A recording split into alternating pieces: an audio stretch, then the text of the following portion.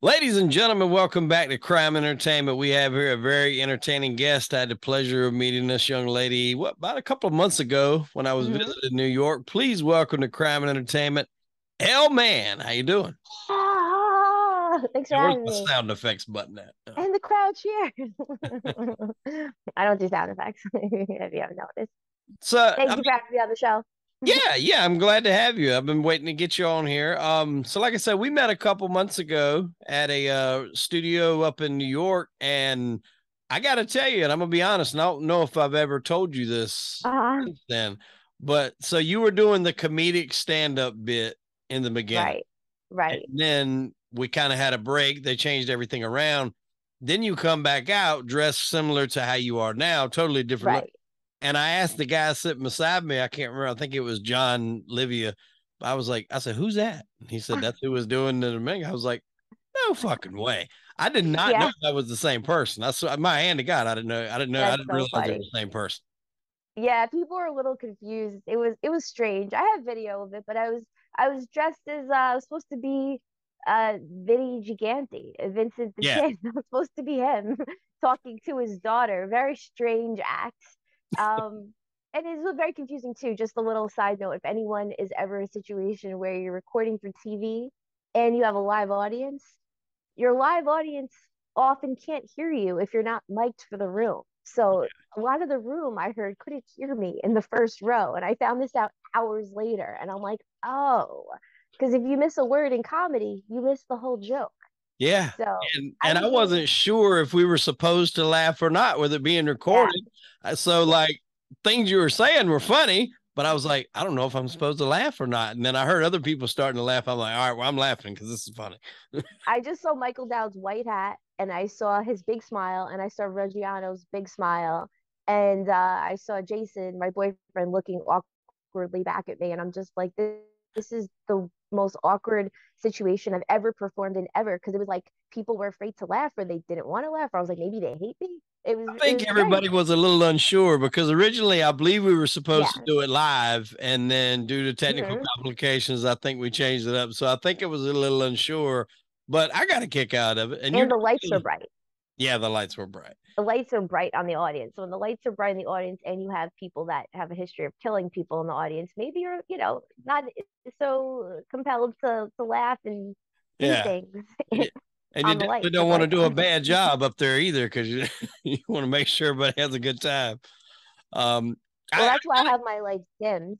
So I'm yeah. comfortable right now. I don't have my lights bright. Did you know who Vinny the Chin was? I mean, did you or were you familiar with him? Not my whole life, but yeah, no, I listened to hours I'd heard of, and then I did a shitload of research, and then I was very familiar. Yeah. I like that he played crazy and played dumb and wore a bathrobe around, and I relate to that because I used to play crazy and mentally ill to get out of school in high school, Yeah. and I'm sure a lot of people to this day still think I'm absolutely crazy just because I wanted to get out of school. Yeah, I've done a lot of crazy stuff to get out of school myself. Speaking of school, like, so where do I mean, obviously you're in New York area now. Is that where you grew Hmm. up? Yep, grew up, but 17 to 27, you're still growing up in your 20s, and we're still growing up, until the day we die. There's Yeah, I was about to lots to say learn if we're still I'm still living. growing But up now. but DC, yeah, 17 to 27 was DC, Maryland, and Virginia, and the rest was New York, Long Island. Aside from that, Okay. So like the comedy and the acting, was that something that kind of hit you at a young age? You knew this was gonna yeah, be something you always, wanted to do? always, yeah. My dad said he brings it up. He thinks it's really funny. At a young age, I said, "What's this? Ha ha ha!" And my dad said, "That's laughter." I said, "It feels good in my belly, feels good when I go ha ha ha." And Janice makes me go ha ha ha. So I always, like to laugh, and I always got off on that from a young age.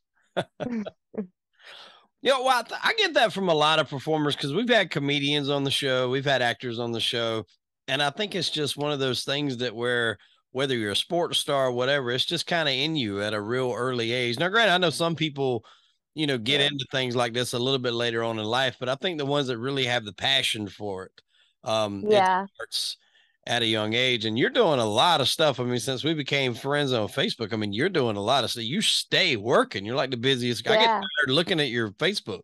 Like you wear me out. Well, you know what it is? I don't do a lot of things. I don't I almost never go to dinner, go to drinks. I've partied so much. I mean, so much until 27, 28. It bores me. And I even tried several times in the last couple years and I'm like, I have more fun getting paid to perform somewhere or go somewhere or host something than I do at a fancy party with free food and free drinks and just standing around. I'm so done with the standing around. So I feel bad sometimes because I want to be a normal human. But I'd rather just do interesting things. So I basically just do interesting things and see my family and my dog. So it gives you the time and energy to do these things. Otherwise, forget it. I'd never be able to have the time, Yeah, and meet cool people. sacrificing. I mean, the Yeah, I party. met you. Yeah, like me. The party you were just at, Halloween, I was supposed to be up there. I came down with the flu, so obviously I didn't want to bring that up there and be coughing and sneezing on everybody. So I hate I missed it because it looked like a blast. I mean, you got interviews Yeah, it was with fun. Michael Dowd, Ruggiano, Tommy Flash. Hmm. I love to hear Tommy Flash talk. Tommy Flash, Tommy Flash, Mike Dowd, Reggiano, all three give great interviews. Yeah. Tommy Flash, I just finished editing the interview today. I only maybe left out 30 seconds. The entire interview was clippable. Every single thing was almost like I set him up. Clip, clip, Yeah. clip. The guy's quotable. He's hilarious, and he's the only person in the last few years that actually scared me. No bullshit. And I told him that he scared me because I gave him bunny ears in a photo and I thought he was actually mad. He said, "Don't give me fucking bunny ears." And he said something and he called something else. And I was like, oh shit. Oh shit. This guy who's murdered people is mad. Oh my God. And then he's like, "Oh, I'm just kidding." I'm like, oh my God. Like he actually tricked me. I was afraid. He got me when we were at the dinner after the first place we were all together, and he said, "You need some Gitta." And you were like, "What?" And he's like, "Some Gitta." And you're like, "What's Gitta?" And he's like, "Get the fuck out of here is what you need to do." I never heard that before until he said that. But I mean, just Yeah. the way he delivered it was just spot on. But yeah, I mean, that was Hmm. some great stuff you guys had up there. And what, you had a burlesque dancer up there too? Yeah, there was a burlesque dancer. I had to stop interviewing Michael Dowd because I'm like, oh, lady's taking her clothes Oh off. yeah, So, you that forget happened that. twice. I Yeah, always that, like a that girl interview's taking her over. clothes off or a guy. It's interesting. The human body is interesting to me. So, that was cool. It's very, we got a That lot was of porn fun. stars lately on the show on Crime Yeah. and Would Entertainment. you We're ever be starting a to get porn hot. star? Would Would you I? ever be a, yeah, yeah. If I was, yeah, I would. I You was about to, would. I was about to say, I didn't want to say size. I was about to say just in better shape. Uh-huh. Okay. If So I'll all you gotta tell do you is get in right better this. shape and then yeah. Yeah, Okay. absolutely. Yeah, for sure. If I was a girl, definitely. I tell everybody all the time, like if I was a girl, like I would strip and do porn. Like that would be my money. I would not work a day job at all. That's funny. See, we have the same birthday and I have the opposite thing. I always say if I was a guy, my dad was very good looking, his brother and my cousins are good looking guys. So I just imagine I would be a good looking, super fit guy and I would be a meathead like I am now and super in shape. And I would definitely strip and do this OnlyFans stuff because I could just beat everyone up. The only reason I don't really do that, well, one of the main reasons I can't beat up a bunch of guys. But if I was a guy and people were touching me and sending me weird messages, I'm like, yeah, come at me, bro. I'll just beat you up. I mean, yeah, No, yeah. I wish I was a guy all the time for sure. Just take my clothes off. that's Instead, I gotta work hard, and use my brain. there was a funny story. Uh, I'd say probably about 6 years ago, this guy I knew, he would buy jerseys from me to hang in his bar, and then he would like raffle them off throughout the week. And then he told me, he said, "Hey, you ought to come to this event, and you could probably sell a lot of stuff there, because we'd sell Hmm. stuff with sports teams and stuff like that." And I was like, "Okay, what's the event?" And he's like, "It's a little thing we have every year. If you're comfortable, you can come to it." So I'm like, "Comfortable?" And Yeah, like, "Yeah, yeah, comfortable." comfortable. So I'm like, "All right, well, I didn't." You could tell he like didn't want to tell. He was keeping stuff, and I'm like, "All right, so what's it? What is it? Where is it? And all this." So it's in Columbia, which is near where I live at here in Charleston, South Carolina. And he said Right. it's called nude stock, and I'm like, Okay. "What?" And he's like, "Yeah, nude stock." He's like, kind of like Woodstock, but nude. He's like, "It's a nudist event." He's like, "People from Right. all over come there." And I was like, so Huh. people that come there to be nude might want to buy clothes. And he's like, well, yeah, for later. They're not always nude. So like I had to go. There was no way I was not going to this fucking thing. Right. But it's not what you would it might be what you expect, but it's definitely not what you were looking for. I'll put it like that. I mean, it was a lot of people up in age that were very comfortable with their self. And I didn't wind up staying very long, but I did feel like I got the sense of if I was that old, like they were older, not I'm not talking 60s, but definitely 40s, 50s. Like Uh-huh. they were just having a fucking blast. Like they had a band, like they had a Mm. stage for a band, and people would literally leave their campers there. They had this whole setup thing in the woods, and they would leave their campers there, and then they would just come down for this event. And I don't know if it's still going on, but at one time it was like considered one of the biggest nudist like things ever. Like Wow. from Detroit, New York, all over would come to this thing. And I had no idea it was there. Very interesting. I went to the AVN Expo in Miami in 2010, the Adult Video Network. I Yeah. was with a bodybuilding company, and oddly, the guy who hired me, who owned the bodybuilding company, died. Three of my biggest fitness idols died actually. So that's a lesson to be careful with supplements. That's a whole nother. That's a great topic to get into. But yeah, there's lots of naked people around, and I found out I think a year or so later that I ended up on a porn site. I was dressed, I was wearing body paint, and someone I asked out to prom told me through AOL Instant Messenger at my job. He sends me a link with a picture. While I'm at my job, I open it up, not safe for work, and it's a porn site, and it's featuring me dressed as a cat in body paint. And I'm like, oh, that's cool. I'm on a porn site. So, you know, How old were you? I guess I was like 25, 20, I think 24, 25, 24-ish. I've seen those. I used to watch a lot of those AVN awards, at least for the openers. Like they would usually have comedians, and Jim Norton, I think one year Mm-hmm. was opening it when I was there, and I like him. He's funny to me anyway. And I mean, Mm-hmm. they flash at audiences. Sometimes they'd have like women going at it, men and women going at it. I mean, they damn near be filming a scene in the audience of those things. Really? So, yeah, Wow. That's very yeah, interesting. yeah. Yeah. Well, I mean, yeah, it's good for you. So sure, it's healthy. It's healthy to get some action. It's good for the skin. Celibacy. What Good about for the skin. celibacy? You ever been celibate? No, No? How not? Why not? that doesn't sound like a good time. It's not. Yeah. I mean, It's not. that's not something I think I want to put on my list to really try ever. Like, It is character building, though. I mean, unless I'm forced into a situation like prison, which is unfortunate, that would be the only time where I would want to go down. Right. But no, Yeah. that sex is so much. It does so much for you. Like it is stress relieving. Obviously it builds self-esteem. I mean, there's so many benefits to it, and I think it's finally starting to be looked at and talked about more, and not such a taboo thing. For years it was Mm. like people just didn't want to talk about. It was conversations you need to have in quiet or private. And I talk about this kind of stuff with a lot of people now, and I really want to get like a sex therapist on the show, like a legit sex therapist, Mm. and just Yeah, I talk think to that'd be them. really interesting. Yeah, because I hear stories of relationships to where like when people are getting into their 40s, sometimes it's the men, sometimes it's the women, but one of them lose interest in sex and the other one doesn't. Mm. So they Right. love each other. The love is there. They may have kids or whatever. So the marriage unit is there, but when one wants it and one don't, that creates a problem, which Yeah. usually Yes, it leads does. to, other Have you things.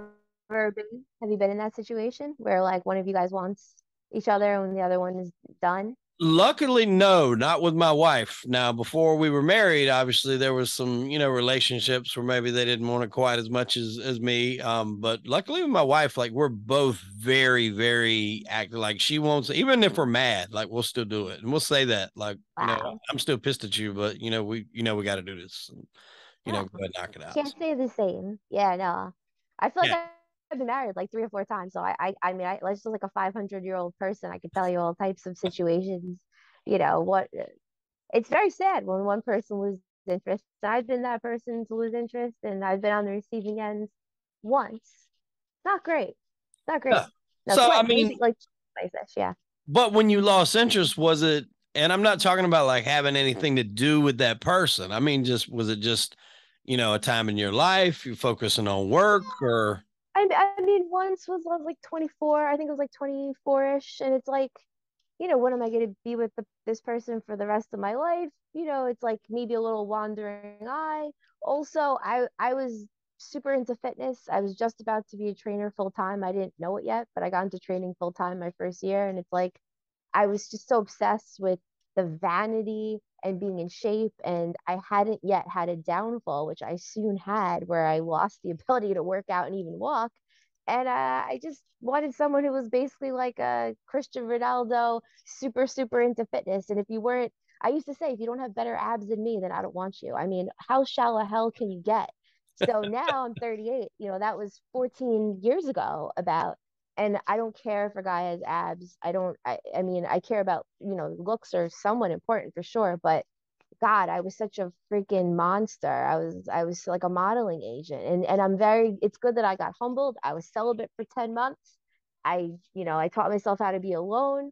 I couldn't walk. I gained like 20 pounds in 2 months. I lost my looks for a little while. A boyfriend said he pitied me, and it was one of the best things that ever happened to me because everyone should get their ass kicked and kind of lose it all. I mean, I even where I live changed. And now it's like, hey, no matter how good things go, I won't become like I was back at 24 because I know what it feels like to be out of shape and broke. You don't like your friends, you don't like where you live, and I'm so thankful for everything now.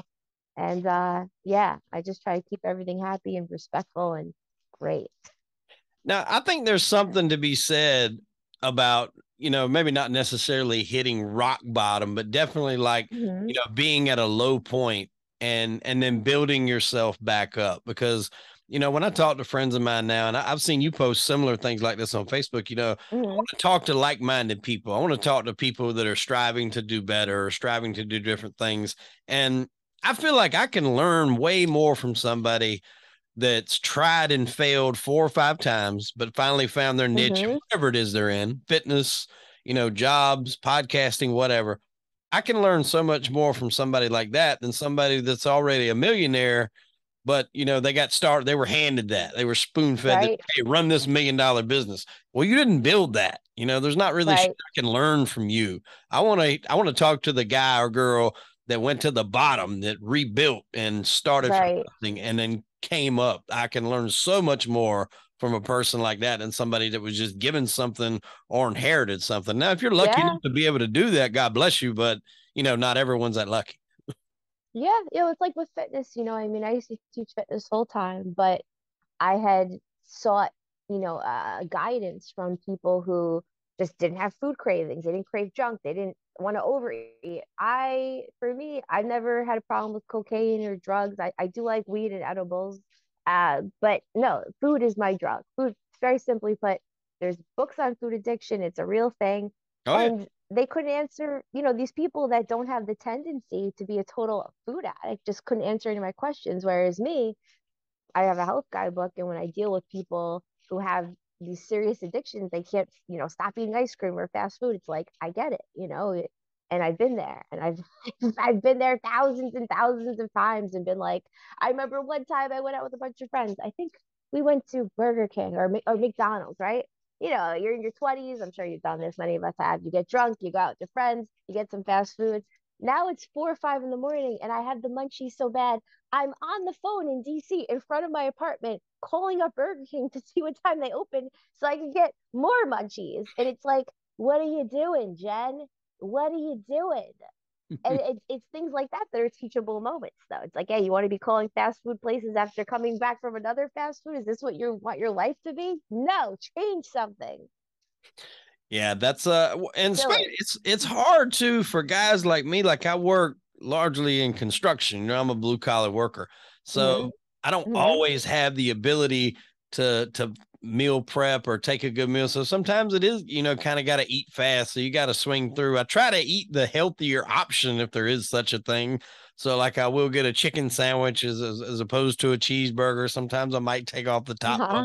maybe. So I try to do the best I can and eat the healthiest that I can. But I do love food, and there was a diet. It was a fad thing. Optiva. Have you ever heard of that? Optiva?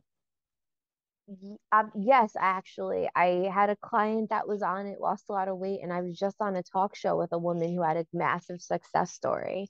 So Well, yeah, I've heard about it it, but never it tried it. Yeah. works. It's largely, I think, if you're on the 5-in-1, basically what it is you can mix up a lot of different things. They call them fuelings, but they give you like Mm-hmm. either powders to mix in drinks or little Mm-hmm. bars, Mm-hmm. protein bars, or there's other things you can have, but you only really eat one meal.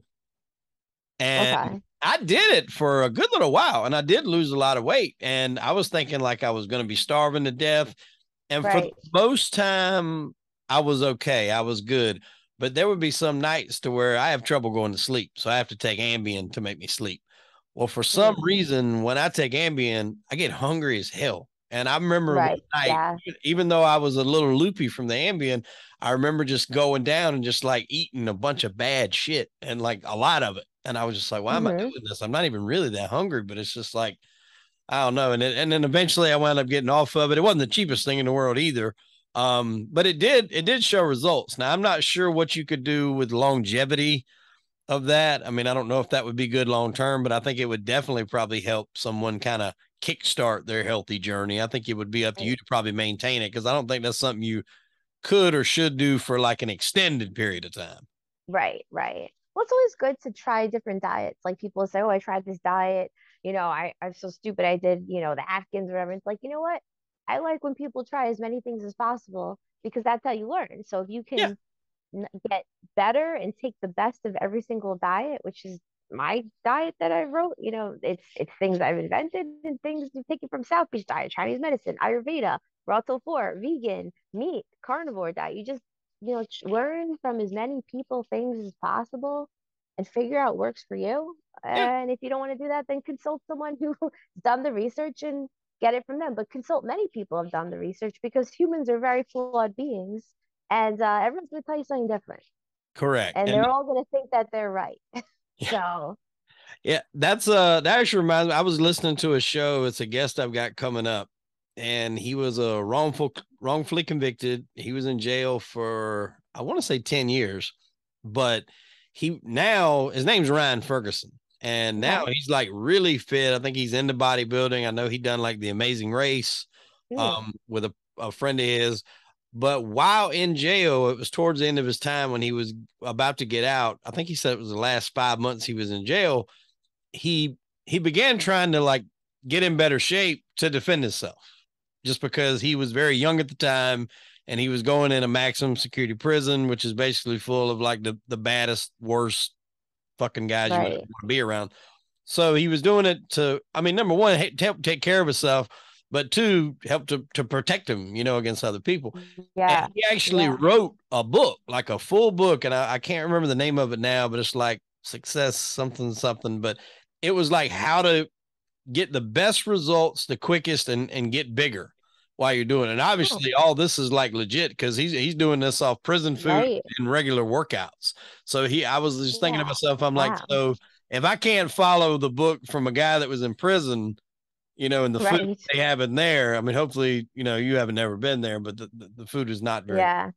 at least from what I've never been to prison. I've been to county a few times and food is awful in there. But yeah, if he can do that Uh, in there, then there's something to be said for that. So, like you said, I think consult a lot of different people. that's a lot. Well, you could say, if he could do it, but he also has less distractions. And a lot of times, when you're in a comfortable chair, it's hard to get out of a comfortable chair. When you're in prison, it's like you're pushed to do it. So, Yeah. in a lot of ways, it might be easier to stick to a diet in prison. And side note, New York City is so fucking crazy with the crime. I think it sounds like people should probably take his diet on how to get bigger and defend yourself. Because if you're just going to go to the deli in New York City, you kind of need to know how to defend yourself. And I want to say that this guy was from New York City. It's like the last Hmm. three cases I've been studying up on and researching were all wrongful convictions. I know two of them were from New York. Really One of them is interesting. Jeffrey Deskovic. He was 17 years old, and they convicted him for rape and murder of a classmate. And he went to Hmm. like an adult prison, and he literally almost finished his sentence. They gave him 15 to life, and he finished his 15 years before they finally um, the thing was none of the DNA matched him. So the Innocence Project was reluctant to take him on because they rely heavily on DNA to reverse convictions. But what they did do was run the DNA they had. And by that time, the guy that did do it was in the system for another murder, and they were able to prove that he did it and not him. But he's got an amazing story, and we're supposed to have a scheduled interview coming up real soon. And it was in upstate New York. I want to say Rochester, somewhere around New York, upstate New York. But I mean, I was just like, damn, well, the courts are really fucked up there in New York. If all these people were, it's just like every story, New York, New York, New York. I wonder why. I don't I know. wonder why. Yeah. Yeah. Have to get Michael Dowd on the case for this one. Yes, we're gonna need Mike. I've never been accused of murder, but I've been accused of hacking IMDb accounts, actually.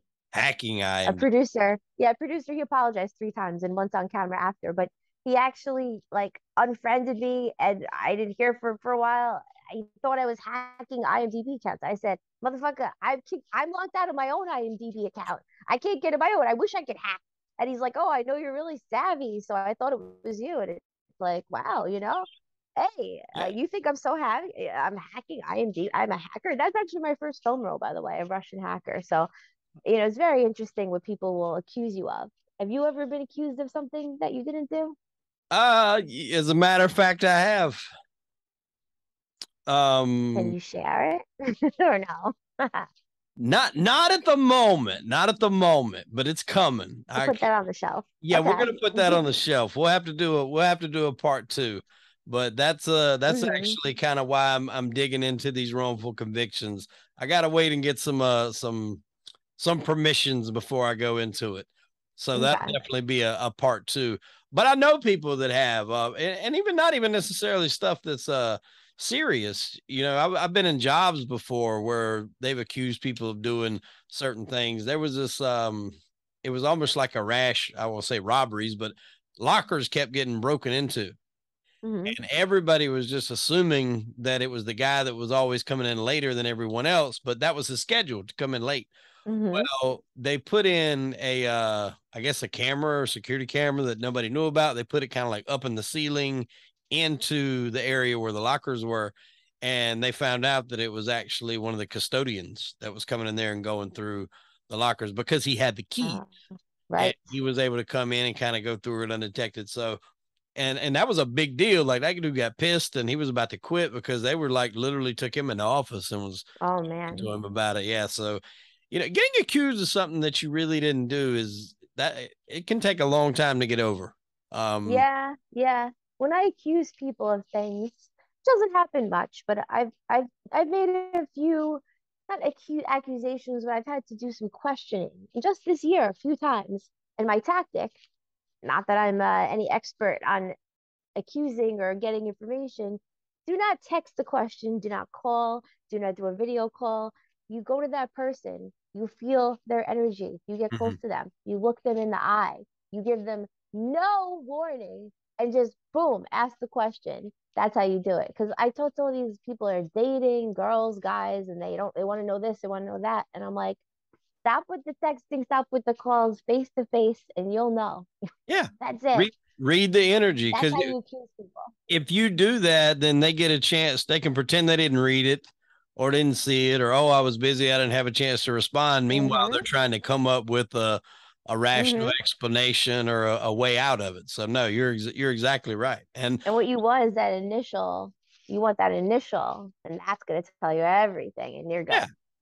And the problem is, I think most people, when they find something out, a lot of people don't have the willpower to wait. They want to know like immediately. They want to, because I've seen that with people like, I'm fixing to call his ass right now. I was like, don't call him. He can say or do anything, and then by the time you hang up the phone, he can already be covering his tracks. So like, you need to sit back, chill out, wait a minute, and then do a little more investigating. Don't let on that you already know. They don't know that you know that they know, type thing. Exactly. So yeah. So some of the movies that I've seen you in, though, a lot of them are the horror movies. You a big horror movie fan? Everyone asks me that, and I probably shouldn't say this, but I'm really fucking honest. No, I don't like horror movies. I don't fucking care about how I'm come. I don't care about comics. I host a comic book show and I host a comic book sales thing. But the funny thing is, I like life. I like people. I love filming horror movies and I like the comedic aspect. So if the scenes are funny, which they often are, Mm-hmm. filming horror is hilarious. I mean, it's always hysterical. So that's interesting. You like filming horror movies, but as far It's as so like fun. you sitting down, you're not going to be watching a horror movie. No, see that screen behind me? I watched like 1 or 2 episodes of Dahmer. I was freaked out for hours. I'm looking around and I'm like, I'm never going to be able to be alone. So Hostel 2 is why I'm so adamant on this. If I sound very anti-horror, it's because Hostel 2 ruined my life for 2 years. And Mm. I was like, oh shit, I want to break up with my boyfriend. I'm not going to be able to break up with them because I need someone to sleep with me every single night because of this fucking movie, Hostel 2. So I gave myself 2 years to learn how to be by myself because that movie scared me so much. And I'm not going back there, Hostel 2. So no, horror movies, like I'm not going to be able to be alone for 15 minutes and you're going to see me married. You're going to see me always with a +1 or +2 because I'm scared all the time. So no, that's why I don't watch horror movies because I need my space and I can't have someone here every hour of every day. That's why I don't watch horror movies, personal space.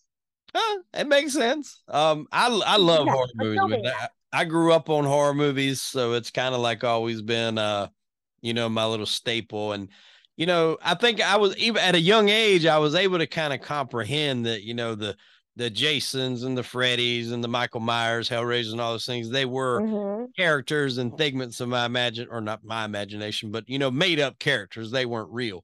But as I got Right, older, and then you started getting more films made about stuff a little bit closer to real life, like, exorcist, demonic possession, stuff like that. Then right. it gets a little more Like scary. Hostel. Yeah, yeah, Someone can hostile. capture you while you're traveling and then like pull your fingernails off. Now, what scares you? Believe it or not, like the dark scares me. Like being in Me the dark. too. I need a light. I Okay. don't think I've ever went to sleep in a room, hotel, anything where I didn't have the TV on. Like I need the TV Ah, on. I don't interesting. give a shit what it's on. It can be on the news, it can be Huh. on Care Bears, whatever. It can be on a horror movie. I don't care. I just need the light and noise. I hate the dark because I remember one night I was sitting at home. It was when we first moved to the house we're in now. And there was a Hmm. transition. My son was finishing school, where they were at. So I was here by myself, and it's a 2-story house, and it can be quite intimidating alone. And I'm sitting Hmm. downstairs, and of all the things I was watching celebrity ghost stories. And I don't know if you've ever seen that, but it's basically Mm-mm. celebrities just sharing stories of the paranormal or things that really scared them or whatever. But it's people that that you're familiar with, which hence Right. celebrity ghost stories. And it was just the way they were doing it, the cinematic stuff. It really had like an unsolved mysteries feel to it. The hairs on your arms would stood up, and something Yeah. happened. I was streaming and something happened and it stopped and like the lights cut off and I was just like, oh shit. I didn't have my phone by me. And I mean, Uh, it was just really creeping me out. So I had to get up and turn some lights on. I do not like the dark. That's my, you just hearing that, I'm scared. See, like that's how sensitive I am. I'm just listening to that, and now I have this tension, and it's like I don't like the feeling in my body. I feel scared. And I don't want to feel scared. I want to feel turned on and ha ha ha. yeah. That's what I want all the time. Well, Yeah, I think I don't want to feel scared in a sense of something that could really bad happen to me, but I think every once in a right. while it's fun to have that scary, as long as you know that it's a movie, when the movie's off, then the scare is gone. Yeah. Yeah, life is scary enough.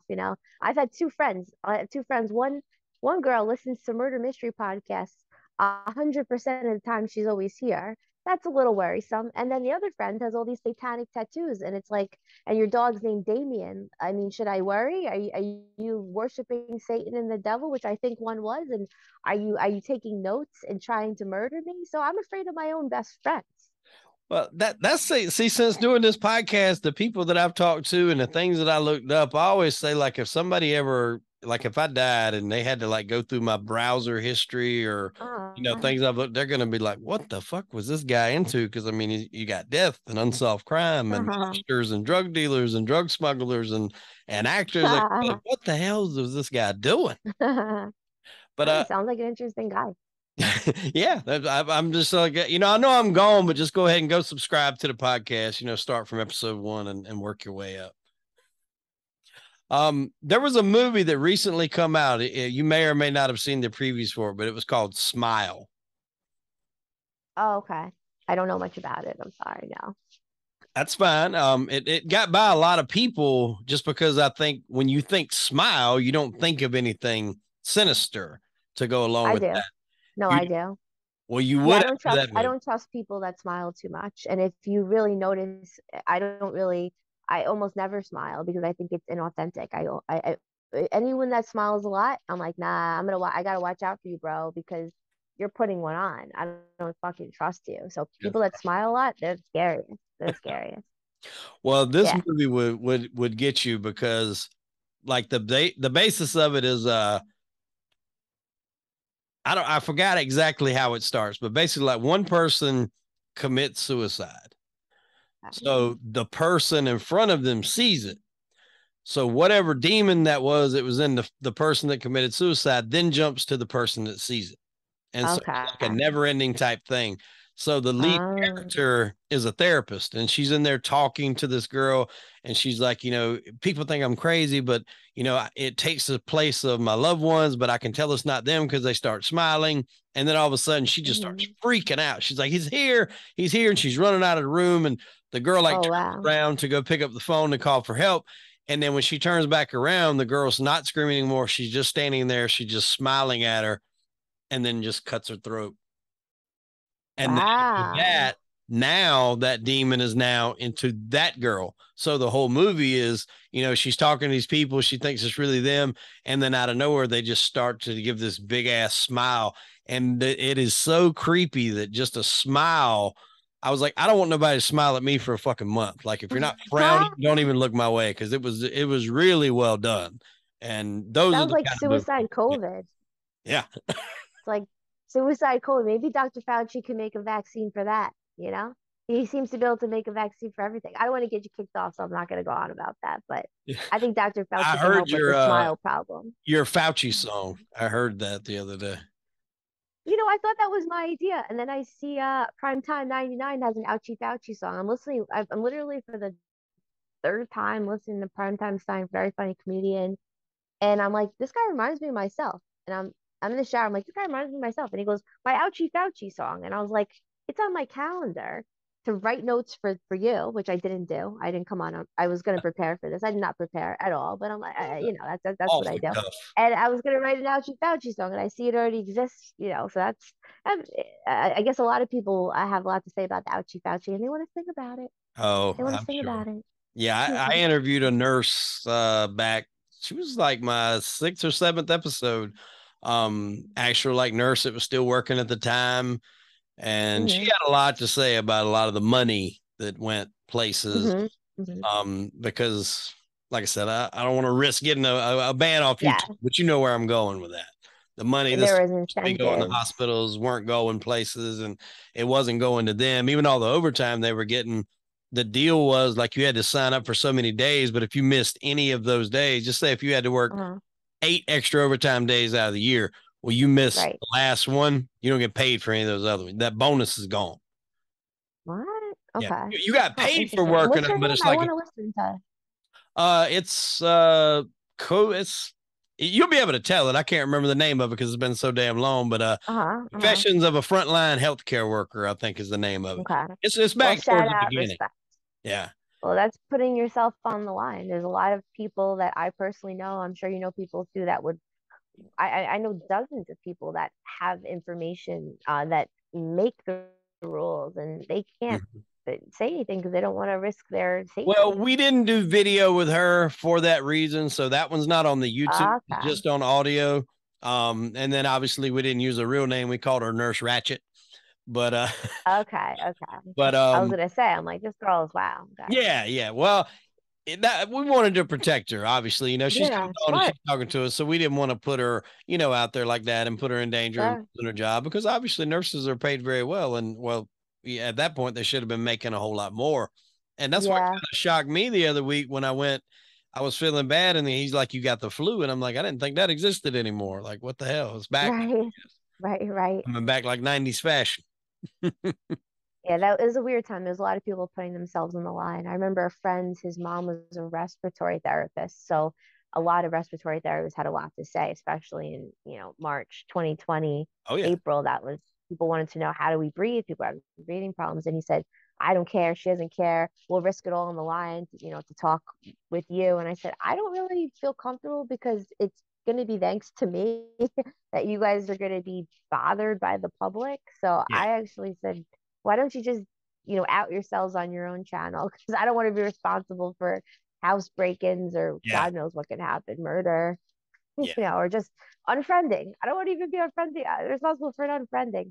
Yeah, that's the crazy thing that went on. So many people were like unfriending people for that. And I'm just like, I've got a friend of mine. We agree on nothing, but we've been friends since high Okay. school. Like we don't agree on TV shows. We don't agree on women. We don't agree on cars. We don't agree on politics. Wow. But like we're still friends to this day. Like he's probably my best friend. But What I do was you like, connect on? entertainment. Okay. Entertainment in the fact that I think had we both been in better maybe financial situations, we probably would have went to film school. We both really wanted to go to Full Mm-hmm. Sail. In fact, he actually started this podcast with me. I don't know how far you've ever went back in any of my Mm-hmm. episodes, but before I went and started doing interviews that went up on YouTube, me and him done it together about different subjects. So on the audio platform, it's me and another guy. And his actual name is Jaeger, like the drink. It's not spelled Okay. the same, but his name is Jaeger.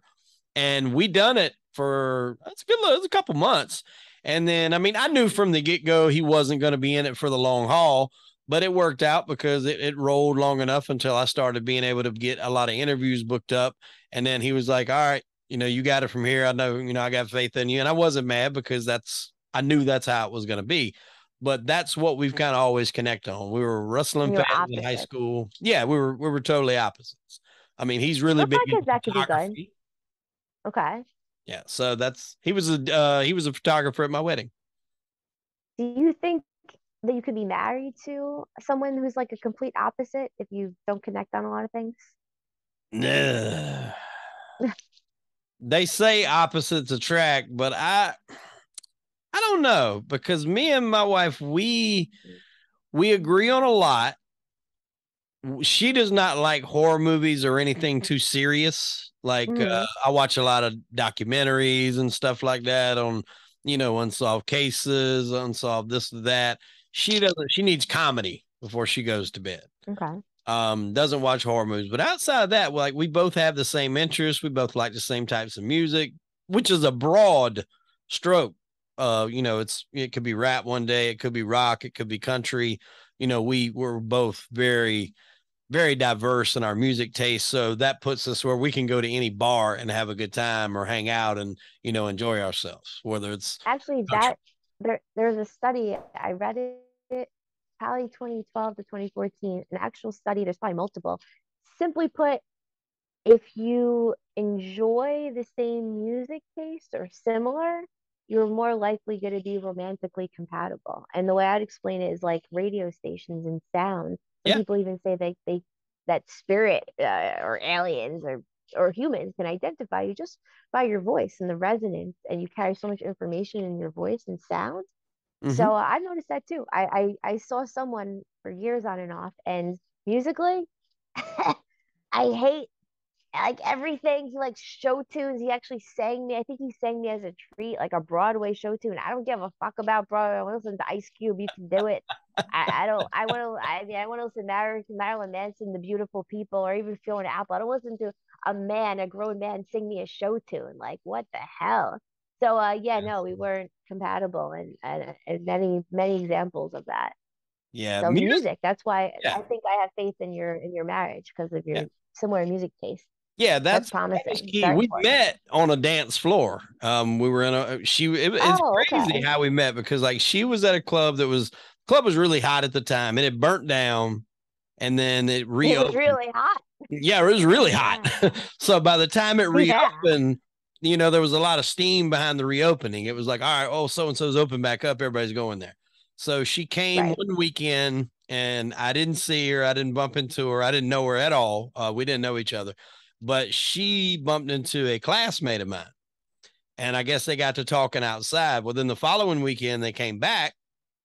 I just happened to be talking to that classmate, and she waved at her. And I'm so, I hadn't seen her before. And I was like, who's that? Oh, that's my friend Uh-huh. Felicia. I met her out here last week. I'm like, well, you need to do your friendly duties and introduce me to this broad over here. So go over there. And then, the rest is history, as they say. We've been tearing it up on the dance floor ever since. So, it was Yeah, that's a just one good of them sign. things that right off the bat, we were compatible on the dance floor. We both like the same types of music. We both enjoy going to concerts, and it's been, rap concerts, rock concerts. One of the coolest Hmm. things that we've been able to do lately is we caught the 80s resurgence tour they're doing with Poison and who all was in there? Poison, Joan Jett, Motley Crue, and Oh, Def Leppard.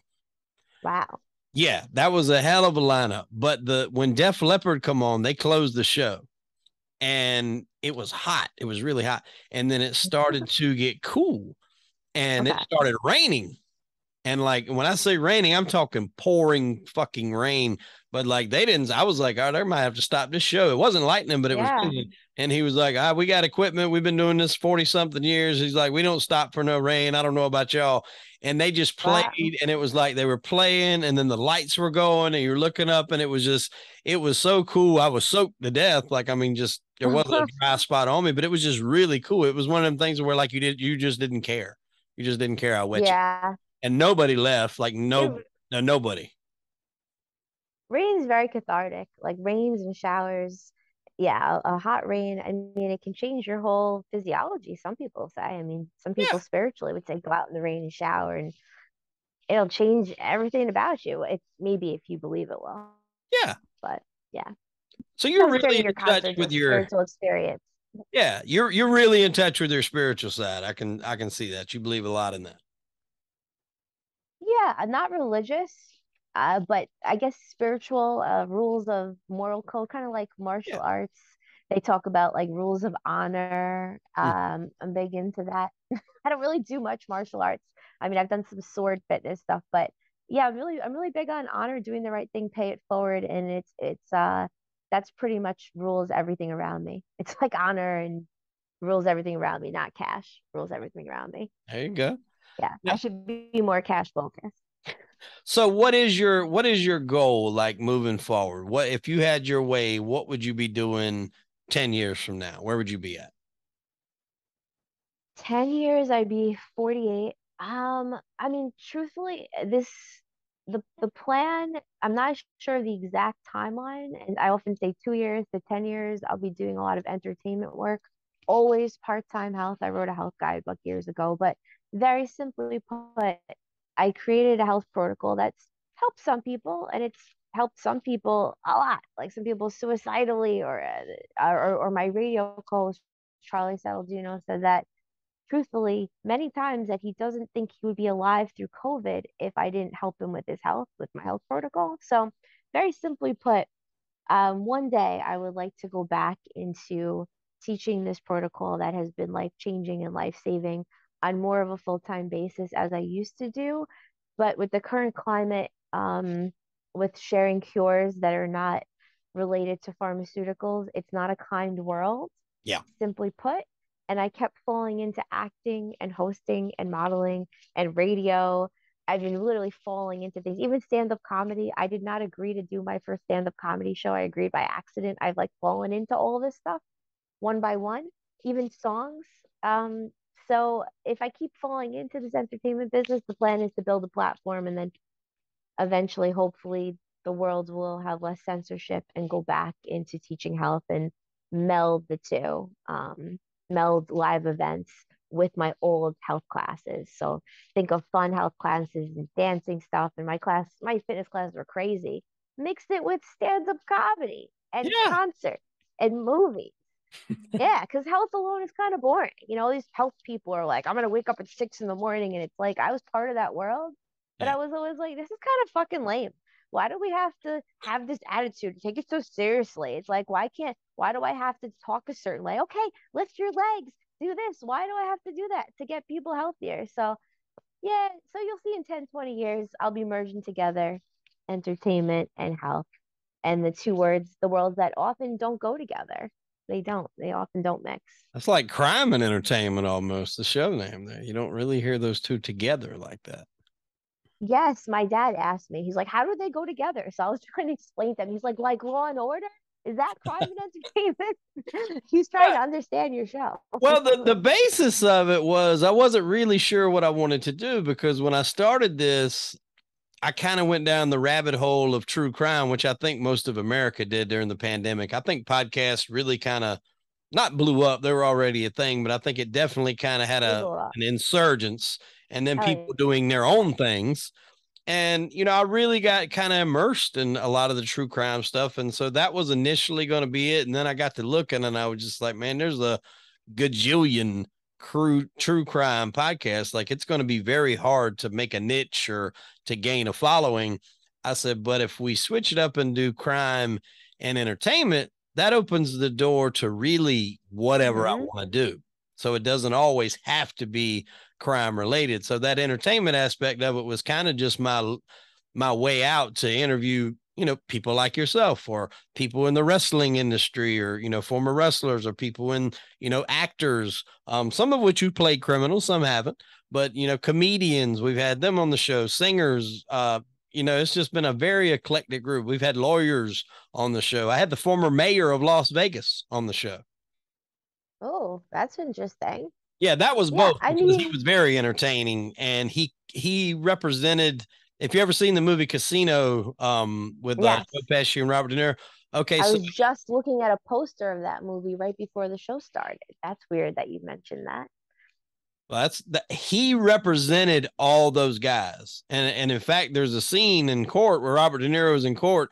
His lawyer is him. His name's Oscar Goodman, and he was Mm-hmm. basically dubbed the mob lawyer. He represented mob guys all over, and then once Mm. he quit practicing law, he ran for mayor and he won it. And he was the mayor out there for as long as you could be. I think 2 or 3 terms. He done the max, and now his wife's actually the mayor and he did not do a lot of Hmm. interviews, especially Zoom podcast.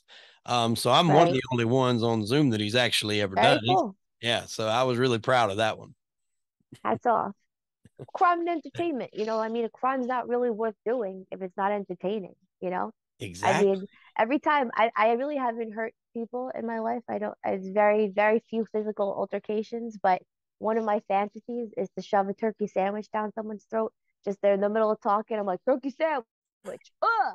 And you just stick a turkey sandwich, more like a turkey hero. It was really more of a hero, technically, Yeah, long. And just, you're I think that would be such a great way to, kind of fuck someone up a little bit. well. See, that's a scene for a horror Crime movie, and right? entertaining. See? That is crime and entertainment. That's a scene for the horror movie, though, which you Yeah. said you like filming. You just, I guess, as long as you're doing it, Yeah. it's not that bad. You can handle it as long as you're not watching it on TV. Well, my idea is I have a Santa film, and at the end, Santa would mess someone up who was stealing the entire neighborhood's Christmas decorations, and Santa would stick a turkey hero down their throat, and they go, "Don't fuck with Christmas." That would be Yeah. part of it. It's a whole scene where this person gets beat up in the grocery store aisle. I Uh-huh. got it all. I got it all in my head. That's one of my fantasy fight scenes. It'd be I so great. You drag see. someone down an aisle in the fluorescent lights and beat them up in front of everyone, throw cans at them, stomp on them, and say, "Don't fuck with Christmas."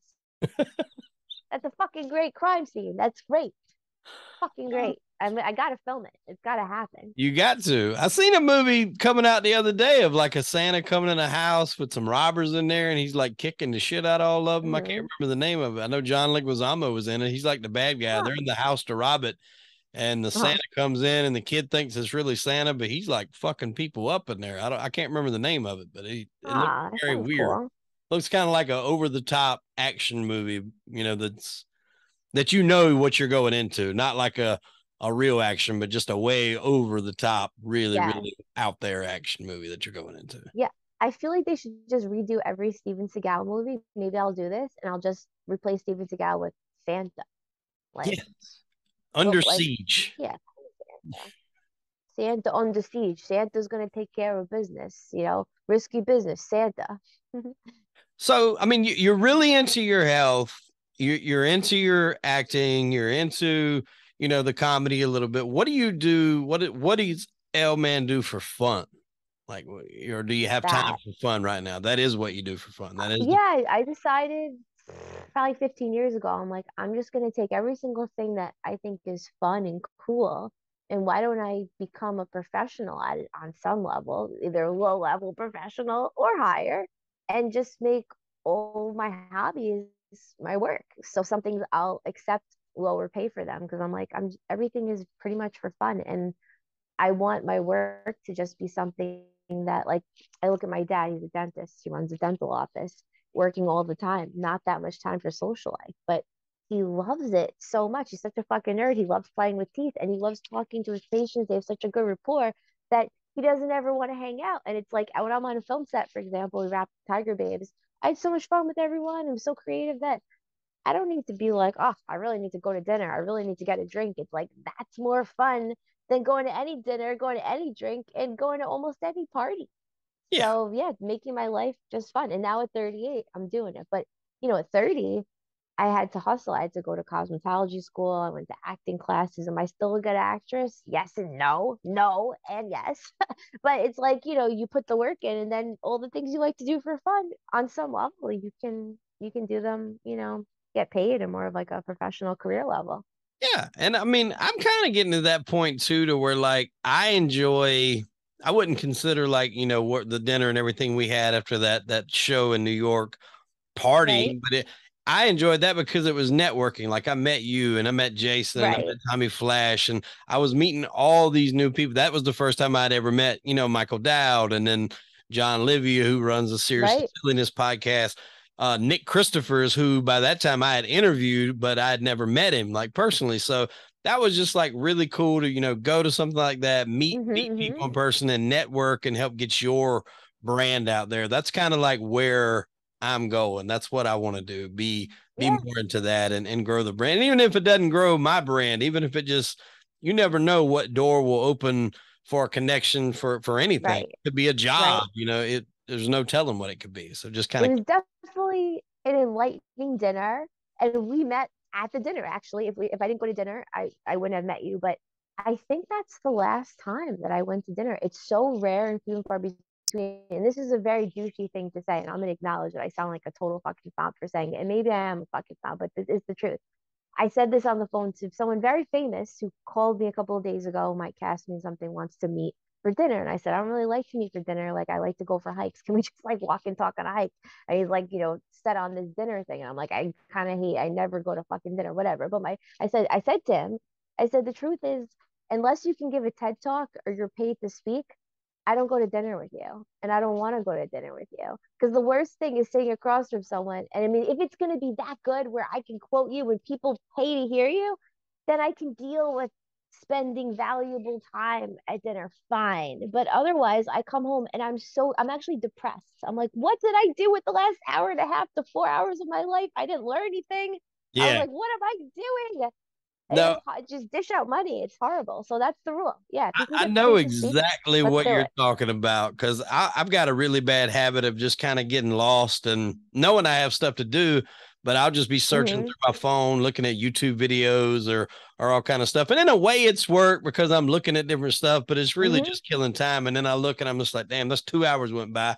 I could have edited a Yeah. video, posted something else, come up with shorts, come up with clips, something else. So I know exactly what you're saying with that.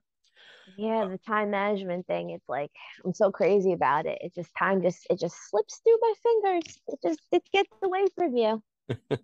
Well, speaking of time, Makes me I've crazy. had you about an hour, and I hate keeping people over an hour, but I've definitely had a Look good at that. time. This was a great talk. Thank you, man. Yeah, Appreciate it.